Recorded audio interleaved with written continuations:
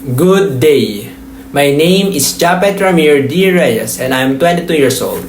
I took Bachelor of Science in Hospitality Management at National College of Science and Technology.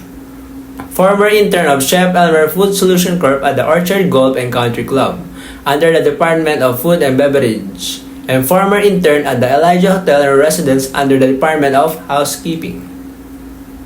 During my internship, I demonstrated my ability in handling intricate tasks and very good communication skills, including the high level of customer service.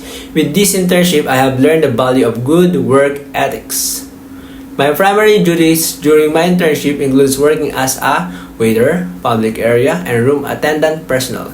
These internship skills that I have learned from these companies not only gave me a solid foundation in harnessing my skills that I can utilize not only in school but as well as in an actual work setting. I would like to be part of your innovative company and look forward to hearing from you soon. Thank you for watching my video resume. God bless.